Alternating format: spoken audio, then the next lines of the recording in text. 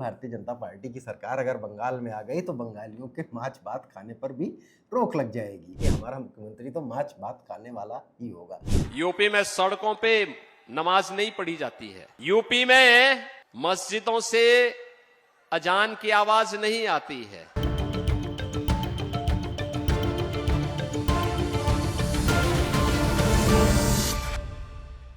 नमस्कार दोस्तों, आप देख रहे हैं बोले भारत। अनुराग अड्डा में आपका बहुत बहुत स्वागत है। आपने वीडियो तो देखा ही होगा, प्रधानमंत्री बंगाल में 10 रुपए की झालमुड़ी खा रहे हैं। अमित शाह अपनी प्रेस कॉन्फ्रेंस में कह रहे हैं कि बंगाल का मुख्यमंत्री वही होगा जो माछ भात खाता होगा। भारतीय जनता पार्टी के पूर्व प्रदेश अध्यक्ष सामिक भट्टाचार्य तो यहाँ तक कह रहे हैं कि अब माछ भात तभी खाऊंगा जब दीदी को हराकर भारतीय जनता पार्टी का चीफ मिनिस्टर बंगाल में बन जाएगा। बंगाल का चुनाव बिल्कुल जंग की तरह चल रहा है, लेकिन उसमें खान पान की बातें कैसे हो रही हैं? क्या झालमुड़ी और माछ भात की रेसिपी सत्ता की रेसिपी हो गई है?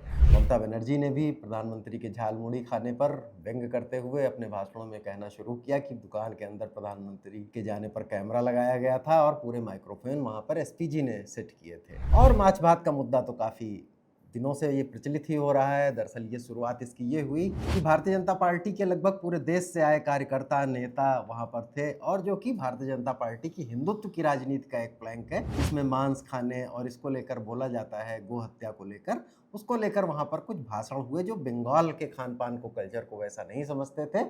और उसके बाद तृणमूल कांग्रेस ने इस मुद्दे को ऐसा उठा लिया और बार बार ये हुआ कि इस बात को इस तरह से फैलाया गया कि भारतीय जनता पार्टी की सरकार अगर बंगाल में आ गई तो बंगालियों के माछ भात खाने पर भी रोक लग जाएगी। भारतीय जनता पार्टी को इसका काउंटर इस तरह से करना पड़ा कि गृह मंत्री अमित शाह जैसे बड़े नेता को भी इसके लिए ये कहना पड़ा कि हमारा मुख्यमंत्री तो माछ भात खाने वाला ही होगा। तो माछ भात और झालमुड़ी को यही छोड़ते हैं। बंगाल के चुनाव में 23 अप्रैल को पहले चरण का मतदान है और अब वहाँ माहौल क्या है? अभी तक नामांकन से लेकर सब चीज़ें हो चुकी हैं, चुनाव पूरी गर्मी पर है। लगभग पूरे देश के भारतीय जनता पार्टी के बड़े नेता, मिनिस्टर, कार्यकर्ता वहां पर जमे हुए हैं और बंगाल दीदी का भी चुनाव प्रचार जोर पकड़ रहा है। और अब इधर दीदी जो कि पहले से भी, शुरुआत से भी बंगाली अस्मिता की राजनीति पर बहुत जोर दे रही थी, अपने छवि के सहारे थी, उन्होंने इसको लेकर और हमला कर दिया है। भारतीय जनता पार्टी के इस जमावड़े को उन्होंने एक तरह का कल्चरल इन्वेजन यानी बंगाल की अस्मिता पर सांस्कृतिक हमला अपने भाषणों में बताना शुरू कर दिया है।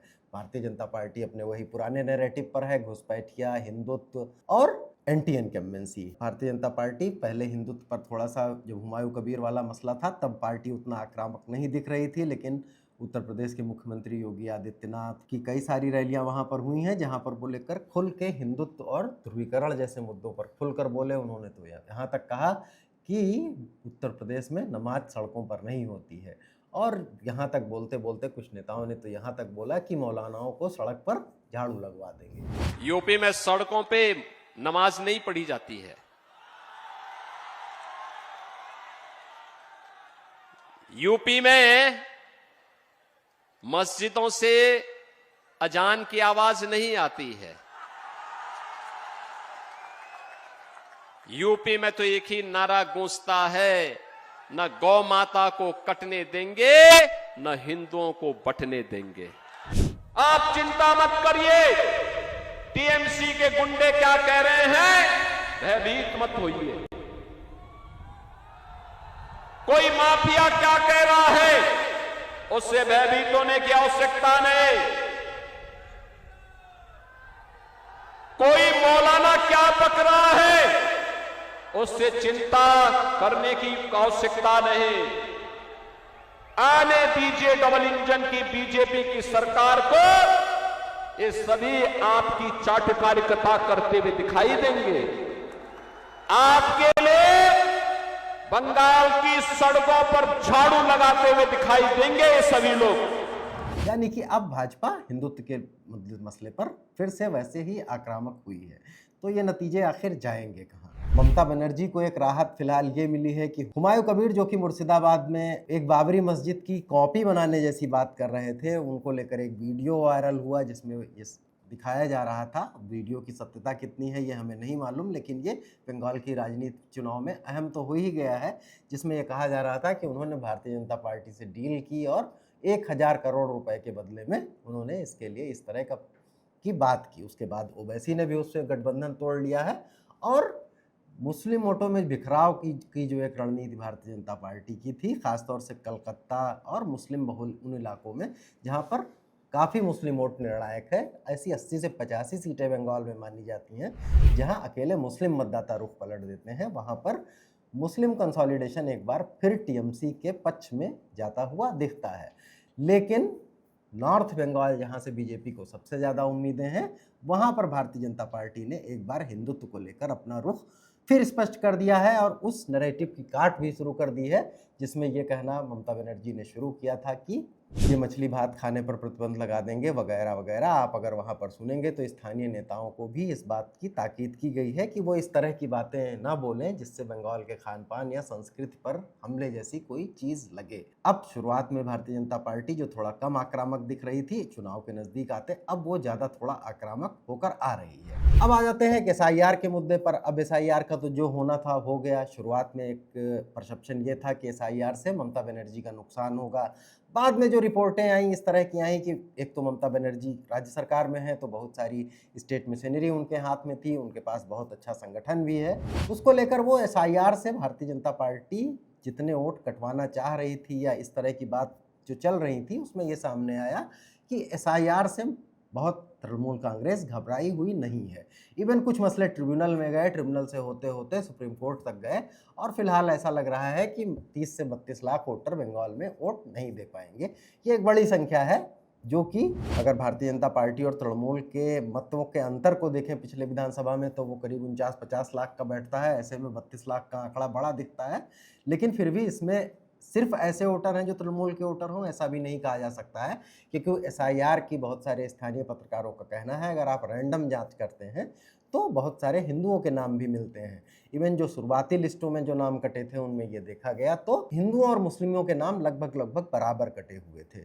बाकी एसआईआर को लेकर टीएमसी बहुत घबराई हुई है ऐसा नहीं लग रहा है, लेकिन अब एसआईआर का तो जो होना था वो हो गया है। अब ममता बनर्जी दोबारा वही जो कल्चरल इन्वेनिजन की राजनीति और अपनी छवि की राजनीति कर रही हैं। कुछ इलाकों में ध्रुवीकरण दिखने भी लगा है, जैसे नंदीग्राम पर ग्राउंड रिपोर्ट करने वाले लोग कहते हैं कि अगर आप नंदीग्राम जाकर देखेंगे तो वहाँ लगेगा कि भारतीय जनता पार्टी ने इस चुनाव को हिंदू मुस्लिम बना दिया है, लेकिन कुछ दूसरे इलाकों में ऐसा नहीं भी दिखता है। अब भारतीय जनता पार्टी के साथ जो ठीक ठाक वोट आ चुका है और अगर तृणमूल कांग्रेस का कोई ऑप्शन कोई है तो वो वहाँ पर भाजपा ही नजर आती है। तो भाजपा के साथ पिछले चुनाव में भी कौन सा वोटर रहा और इस चुनाव में भी कौन सा वोटर है। बंगाल में बहुत सारे बिहारियों की, पूर्वांचलियों की, झारखंड के लोगों की एक बड़ी संख्या है और इतनी पुराने समय से वो रह रहे हैं कि बंगाली भाषी हैं और ममता बनर्जी भी उन्हें अपने भाषणों में बंगाली कहती हैं।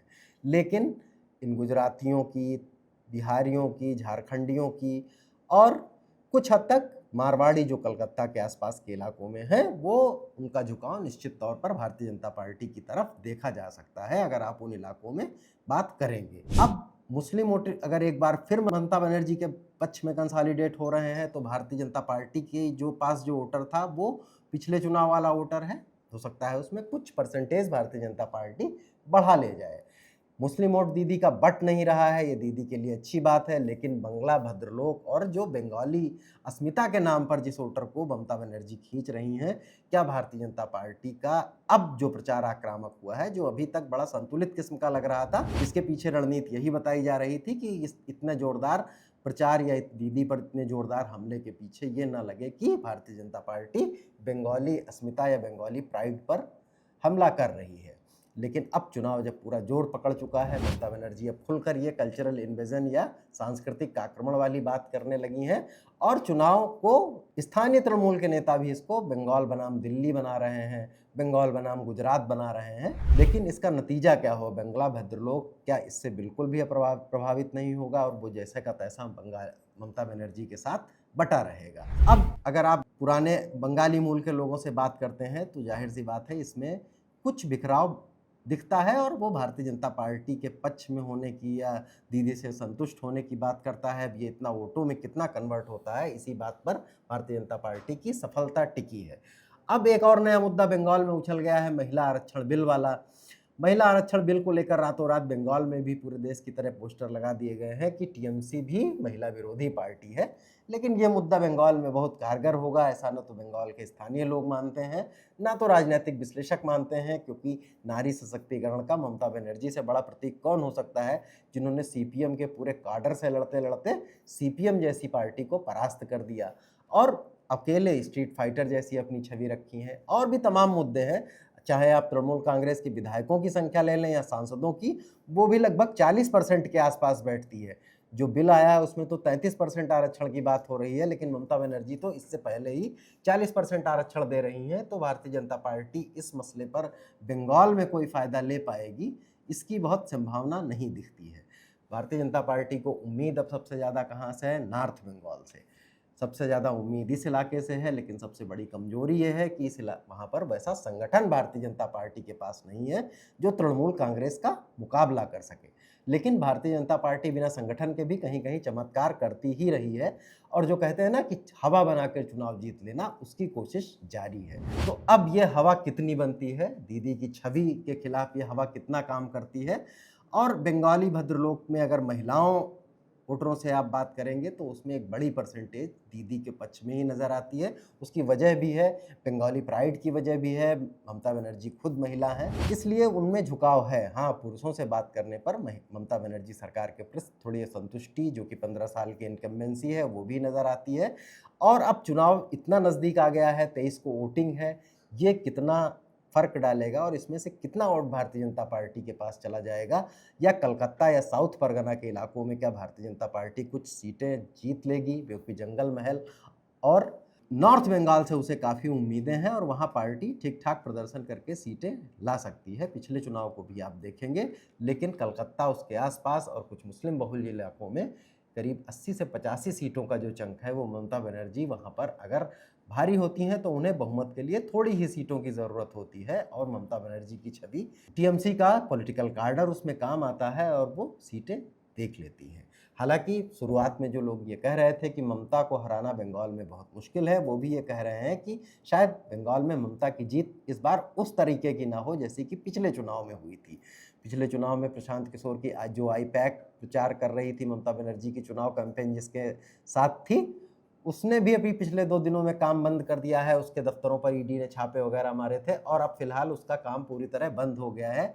और ममता बनर्जी ये भी आरोप लगा रही हैं कि यहाँ तक कि उनके नॉमिनेशन में प्रस्ताव करने वाले सज्जन के यहाँ भी इनकम टैक्स के छापे अगले दिन मारे गए।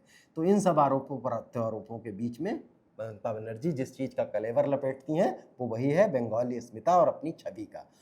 ये उनका सबसे बड़ा सहारा है। और भारतीय जनता पार्टी नॉर्थ बंगाल में और फिर से हिंदुत्व को लेकर जो थोड़ा शांत दिख रही थी भारतीय जनता पार्टी, उस समय ये कहा जा रहा था कि चूँकि हुमायूं कबीर का भी फैक्टर था, इसलिए भाजपा ये नहीं चाहती थी कि इस पर बहुत आक्रामक होकर मुसलमानों को एक संदेश दिया जाए और वो फिर कहीं ममता के पक्ष में एकजुट हो जाए। लेकिन हुमायूं कबीर का फैक्टर जब टूट गया है उसके बाद से अब कम से कम नॉर्थ बंगाल और उन इलाकों में भारतीय जनता पार्टी इसको लेकर मुखर हो रही है। योगी जी की रैलियां बढ़ाई गई हैं और भी इस तरह के नेता जो कि हिंदुत्व समर्थक और सनातन समर्थक बयानबाजी करते हैं वो जोरदार प्रचार कर रहे हैं। यानी बंगाल चुनाव के घमासान बहुत तेज़ी से बढ़ गया है और अब 23 अप्रैल को जो वोटिंग है उससे पहले एक बार फिर ऐसा लग रहा है कि चुनाव बिल्कुल नेक टू नेक पर है और इसे कौन जीत ले जाएगा अब भी ये कह पाना मुश्किल है। टीएमसी के पक्ष में ज़रूर ममता की छवि है और ममता जैसी छवि वहाँ मुख्यमंत्री कौन बनेगा ये समस्या सबसे बड़ी है। प्रधानमंत्री नरेंद्र मोदी को ये कहना पड़ा कि आप ये समझ लीजिए कि सभी 294 सीटों पर मोदी खड़े हैं, लेकिन ये बात कितनी असर कर पाएगी क्योंकि एक वहाँ बंगाल अस्मिता की राजनीति तो है ही, लेकिन चुनावी घमासान ये हो गया है। तो ऐसे में सत्ता का माछ भात किसके हाथ लगेगा या झालमुड़ी से सत्ता की रेसिपी कैसे बनेगी, ये थोड़ा चुनाव के दिन और पूरा चुनावी नतीजों के बाद ही साफ होगा।